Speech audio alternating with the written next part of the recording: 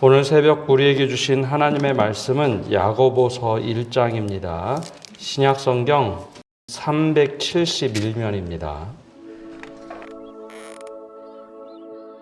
하나님과 주 예수 그리스도의 종 야고보는 흩어져 있는 12지파에게 문안하노라. 내 형제들아, 너희가 여러 가지 시험을 당하거든 온전히 기쁘게 여기라. 이는 너희 믿음의 시련이 인내를 만들어내는 줄 너희가 알미라. 인내를 온전히 이루라. 이는 너희로 온전하고 구비하여 조금도 부족함이 없게 하려 함이라. 너희 중에 누구든지 지혜가 부족하거든 모든 사람에게 후히 주시고 꾸짖지 아니하시는 하나님께 구하라. 그리하면 주시리라. 오직 믿음으로 구하고 조금도 의심하지 말라. 의심하는 자는 마치 바람에 밀려 요동하는 바다 물결 같으니 이런 사람은 무엇이든지 죽게 얻기를 생각하지 말라. 두 마음을 품어 모든 일에 정함이 없는 자로다. 낮은 형제는 자기의 높음을 자랑하고 부한 자는 자기의 낮아짐을 자랑할지니 이는 그가 풀의 꽃과 같이 지나감이라. 해가 돋고 뜨거운 바람이 불어 풀을 말리면 꽃이 떨어져 그 모양의 아름다움이 없어지나니 부한 자도 그 행하는 일에 이와 같이 쇠잔하리라. 시험을 참는 자는 복이 있나니 이는 시련을 견디어낸 자가 주께서 자기를 사랑하는 자들에게 약속하신 생명의 면류관을 얻을 것이기 때문이라. 사람이 시험을 받을 때에 내가 하나님께 시험을 받는다 하지 말지니 하나님은 악에게 시험을 받지도 아니하시고 친히 아무도 시험하지 아니하시느니라. 오직 각 사람이 시험을 받는 것은 자기 욕심에 끌려 미혹됨이니 욕심이 잉태한즉 죄를 낳고 죄가 장성한즉 사망을 낳느니라. 내 사랑하는 형제들아, 속지 말라. 온갖 좋은 은사와 온전한 선물이 다 위로부터 빛들의 아버지께로부터 내려오나니 그는 변함도 없으시고 회전하는 그림자도 없으시니라. 그가 그 피조물 중에 우리로 한 첫 열매가 되게 하시려고 자기의 뜻을 따라 진리의 말씀으로 우리를 낳으셨느니라. 내 사랑하는 형제들아, 너희가 알지니 사람마다 듣기는 속히 하고 말하기는 더디하며 성내기도 더디하라. 사람이 성내는 것이 하나님의 의를 이루지 못함이라. 그러므로 모든 더러운 것과 넘치는 악을 내버리고 너희 영혼을 능히 구원할 바 마음에 심어진 말씀을 온유함으로 받으라. 너희는 말씀을 행하는 자가 되고 듣기만 하여 자신을 속이는 자가 되지 말라. 누구든지 말씀을 듣고 행하지 아니하면 그는 거울로 자기의 생긴 얼굴을 보는 사람과 같아서 제 자신을 보고 가서 그 모습이 어떠했는지를 곧 잊어버리거니와 자유롭게 하는 온전한 율법을 들여다보고 있는 자는 듣고 잊어버리는 자가 아니요 실천하는 자니 이 사람은 그 행하는 일에 복을 받으리라. 누구든지 스스로 경건하다 생각하며 자기 혀를 제갈 물리지 아니하고 자기 마음을 속이면 이 사람의 경건은 헛것이라. 하나님 아버지 앞에서 정결하고 더러움이 없는 경건은 곧 고아와 과부를 그 환난 중에 돌보고 또 자기를 지켜 새 속에 물들지 아니하는 그것이니라. 오늘 새벽에도 주님의 은혜와 평강이 함께하기를 축복합니다. 오늘부터 이제 야고보서 말씀을 묵상합니다. 지금 오랫동안 우리 시편의 말씀을 보았는데요. 오늘은 신약의 말씀 야고보서입니다. 야고보서는 주의 형제 야고보가 기록했다고 알려져 있습니다. 물론 다른 견해들도 있지만 신약 성경에 여러 명의 야고보가 있기 때문으로 그렇게 판단이 됩니다. 신약 성경에 가장 먼저 제일 많이 등장하는 사람은 세베대의 아들 야고보입니다. 예수님의 제자 중에 한 사람이죠. 근데 그가 44년쯤, 주후 44년쯤에 헤롯 왕에게 이제 순교를 당하게 됩니다. 그래서 그가 기록하기에는 너무 일찍 순교를 당했기 때문에 세베대의 아들은 아닌 것 같고, 알페오의 아들도 야고보도 있습니다. 그러나 성경에 보면 단 한 줄로 3번만 등장하기에 그 교회 지도자가 되기에 좀 부족하다라고 학자들은 판단합니다. 그래서 마지막에 제일 유력한 사람이 바로 이제 주의 형제 야고보입니다. 근데 주의 형제라고 하면 예수님의 동생으로 보통 알려져 있죠. 그는 예수님과 함께 했던 사람입니다. 그래서 사도 바울과는 조금 다른 결의 믿음을 가지고 있습니다. 마태와 야고보서는 동등한 관점으로 쓰여졌다라고 일반적으로 말합니다.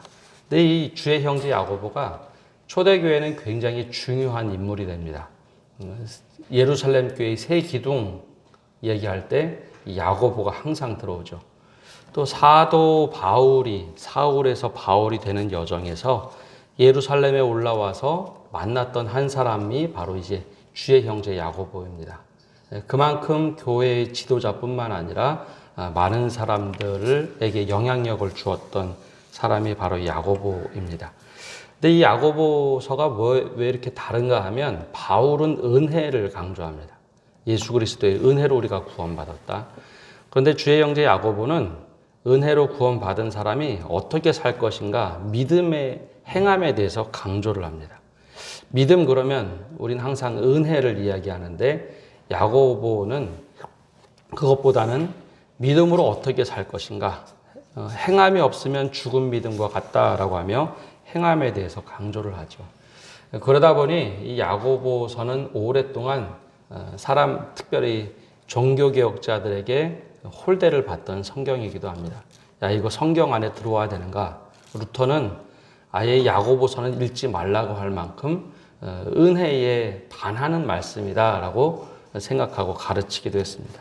근데 이것은 좀 오해에서 출발합니다. 이게 중세 시대의 로마 가톨릭은 행함으로 구원을 받는다, 공덕 사상을 강조를 하게 됐는데 루터가 예수 그리스도의 은혜에 대해서 너무 강조하다 보니 이 행함을 강조했던 이 야고보서를 많이 홀대를 했습니다. 우리 지난주 시편 말씀을 보면서 오케스트라에 제가 한번 비유를 한 적이 있는데요. 오케스트라 구성되는 걸 보면 현악기가 있으면 관악기가 있고 왼쪽에 높은 음을 맡는 바이올린이나 비올라가 있다면 낮은 음을 맡는 첼로나 더블 베이스가 있습니다. 음이 조화가 돼야 아름다운 음악이 되는 것처럼 은혜를 강조하다 보면 우리가 행함이 없는 믿음이 될 수 있습니다. 그래서 주의 형제 야고보가 강조했던 행함이 없는 믿음은 죽은 믿음이다라는 이야기는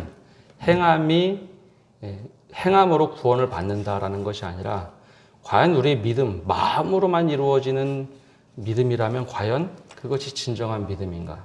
행함이 수반되지 않는다면 과연 우리가 예수님을 따라간다고 할 수 있을까? 바로 이 측면에서 서로 조화를 이루는 말씀입니다. 오늘 말씀은 성경에 나와 있듯이 1절에 12지파, 흩어져 있는 12지파에게 쓰여졌다라고 되어 있습니다. 근데 왜 그리스도인들이라고 부르지 않고 12지파라고 불렀을까? 그것은 원래 주의 형제 야고보가 유대인 그리스도인들을 향해서 이 말씀을 썼기 때문입니다. 이것이 쓰여진 시대는 다른 서신들처럼 후기 시대가 아니라 스데반이 순교하고 얼마 지나지 않아서 쓰여질 때입니다. 그럼 그쯤이 언제쯤인가 좀 떠올려 보면 교회가 무럭무럭 자라고 있는 시기이지만 박해가 처음 시작될 때입니다. 우리가 박해 그러면 로마로부터 박해받았다라고 생각하지만 이 시기는 로마가 박해하던 시기가 아니라 유대인들이 그리스도인들을 박해하던 시기입니다. 스데반이 순교하고 얼마 지나지 않아 유대인들이 그리스도인들을 박해합니다. 바로 이 배경을 가지고 있습니다. 그 당시에 시련이 처음으로 찾아왔죠. 이 그리스도인들이 처음에는 수천 명씩 늘어나기 시작했는데 스데반이 순교하면서 박해라는 걸 처음 경험했습니다. 죽을 수도 있겠구나. 예수 믿으면 마냥 행복한 것이 아니라 이렇게 죽을 수도 있겠구나 하는 공포감도 있었고 두려움도 생겼죠. 그래서 교회가 막 시작된 지 얼마 되지 않은 당시에 시련이라는 것이 찾아오다 보니 믿음에 흔들리는 이들이 많았습니다. 그래서 주의 형제 야고보가 보기에는 야, 이거 잘못됐구나. 우리가 복 받는 것, 은혜 받는 것만 믿음이 아니라 어떻게 시련을 이기고 믿음으로 살 것인가. 이 행함을 강조하면서 편지를 보내게 된 것이 이 야고보서의 배경입니다. 오늘 말씀에는 가장 먼저 설명하는 것이 2절에서 12절까지 시험에 대한 이야기입니다. 여기서 말하는, 앞에 말하는 시험은 유혹, 연단에 대한 시험입니다. 우리말로 똑같이 모든 걸 시험이다라고 번역하다 보니 헷갈리는 것이 있는데요. 2절에서 12절까지는 시련, 연단에 대한 것입니다. 이 시련에 대한 자세를 우리는 어떻게 이해를 해야 될까? 우리에게 갑자기 믿음 생활하는데 시련이 찾아온다면, 내가 정말 바르게 믿으려고 했는데 시련이 찾아온다면 그것은 하나님께서 우리에게 믿음을 더 강하게 하려고 주시는 시험이다라는 겁니다. 땅에 심어놓은 묘목들이 있고 작은 나무가 있고 우리 마당처럼 큰 나무들이 있죠. 어느 것이 정말 바람을 많이 탈까요? 살짝 보면은 작은 나무들이 바람 많이 타는 것처럼 휘청휘청거립니다. 근데 실제로 바람 정말 많이 타고 버티는 나무는 큰 나무입니다. 나무가 크면 클 만큼 바람을 견뎌내는 힘도 세지죠. 믿음이란 것이 바로 그와 같습니다. 믿음이 자라나면 우리가 경험하지 못했던 시련들을 경험하게 되어 있습니다. 그것이 작은 나무일 때는 전혀 바람받지 않는 것 같지 않다가 큰 나무가 되면 받는 바람처럼 믿음이 성장하면 성장할수록 바로 새로운 시련들이 다가옵니다. 그때 우리에게 필요한 것은 인내다라고 주의 형제 야고보는 권면을 합니다. 만약에 그 시련이 왔을 때 우리가 이것을 제대로 견뎌내지 못하면 그 다음에 찾아오는 것은 의심의 구름들이 밀려옵니다. 하나님이 나를 버리셨는가? 왜 이렇게 어려운 시련을 나에게 선물하시는가? 그때 주의 형제 야고보는 지혜가 필요하다라고 말을 합니다. 5절에 보면 너희 중에 누구든지 지혜가 부족하거든 모든 사람에게 후히 주시고 꾸짖지 아니하시는 하나님께 구하라. 그리하면 주시리라. 하나님이 어떤 분이신지, 하나님이 어떤 지혜를 주시는 분인지 그 지혜를 가지고 분별하라라는 겁니다. 그 지혜가 없으면 의심이 우리에게 물밀듯이 몰려와서 우리의 믿음을 흔든다라는 겁니다. 그래서 우리가 시련이 찾아올 때는 우리의 믿음의 기초가 어디에 있는지 살펴보아라. 그 지혜를 달라라고 기도해야 하는 겁니다. 그래서 두 마음을 품어 모든 일에 정함이 없게 하지 말고 하나님께 믿음을 두어라 라고 얘기합니다. 그 다음에 얘기하는 또 다른 시험이 있습니다. 12절부터 나오는 시험은 13절부터 나오는 시험은 전혀 다른 시험입니다. 그래서 우리가 시련이 찾아왔을 때 가장 우리가 적극적으로 대처해야 될 자세는 12절의 결론을 이렇게 맺고 있습니다. 시험을 참는 자는 복이 있나니 이는 시련을 견디어낸 자가 주께서 자기를 사랑하는 자들에게 약속하신 생명의 면류관을 얻을 것이기 때문이라. 그래서 이 시련이란 것은 우리가 견뎌내며 이겨야 할, 피하는 것이 아니라 이겨내야 할 대상입니다. 근데 13절부터 나오는 시험은 색깔이 전혀 다른 시험입니다. 똑같은 시험처럼 보이는데 여기서 말하는 시험은 유혹입니다. 욕심을 따라 생겨나는 유혹. 보통 사탄이 우리에게 시험을 가한다라고 하는 것이 바로 이 유혹입니다. 그러면 이 시험은 어떤 것일까? 사람이 시험을 받을 때에 내가 하나님께 시험을 받는다 하지 말지니 하나님은 악에게 시험을 받지도 아니하시고 친히 아무도 시험하지 아니하시느니라. 여기서 말하는 시험은 유혹을 말합니다. 시련이 아니라 유혹입니다. 그래서 앞에서 말하는 지혜가 중요한 것은 이것이 시련인지 내 욕심에서 출발한 유혹인지 이것을 분별할 수 있는 지혜가 있어야 합니다. 그래서 내 마음에서부터 출발한 욕심에서 출발한 이 시험은 죄를 낳고 죄가 장성한 즉 사망을 낳느니라. 바로 이것이 다른 겁니다. 하나님이 어느 인생도 시험하지 않는다고 했는데요. 이것은 유혹을 말합니다. 하나님은 절대 유혹하는 분이 아닙니다. 우리가 걸려 넘어지나 보다. 한번 그렇게 우리가 우리 앞에 함정을 파놓고 우리가 넘어지기를 바라는 분이 아닙니다. 하나님은 우리에게 시련을 주실 때는 그것을 이기도록 하시는 분이긴 하지만 사탄이 우리를 유혹하지 하나님은 절대 우리를 유혹하는 분이 아닙니다. 너 한번 어떻게 하나 보자. 걸려 넘어지나 보자. 함정을 파놓으시는 분이 아니라는 것이죠. 오히려 그런 것들은 내 욕심에서 출발하여 죄가 장성하여 사망을 낳는다. 바로 그 결과를 낳는 것은 그건 우리의 문제입니다. 욕심에서 나온다는 것이죠. 그래서 하나님이 우리를 어떻게 인도하시는가. 그래서 그것에 대하여 속지 말라고 하는 것이 16절 말씀입니다. 내 사랑하는 형제들아 속지 말라. 하나님이 그런 분이 아니라는 것이죠. 하나님은 변함도 없으시고 회존하는 그림자도 없으신 사람들에게 온전한 선물과 온전한 은사를 부어주시는 분입니다.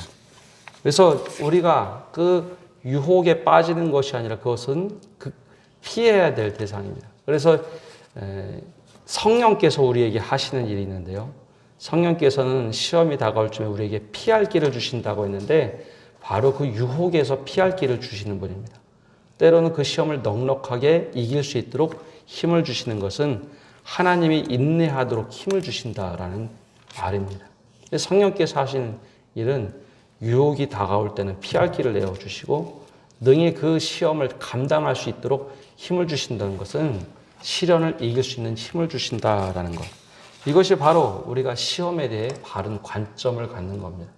이 두 가지가 구분이 안 되면 유혹과 싸워 이기려고 하는데 유혹은 싸워 이길 대상이 아니라 피할 대상입니다. 욕심이 생기거나 욕망이 일어날 때는 그 자리를 뜨면 그것으로 족합니다.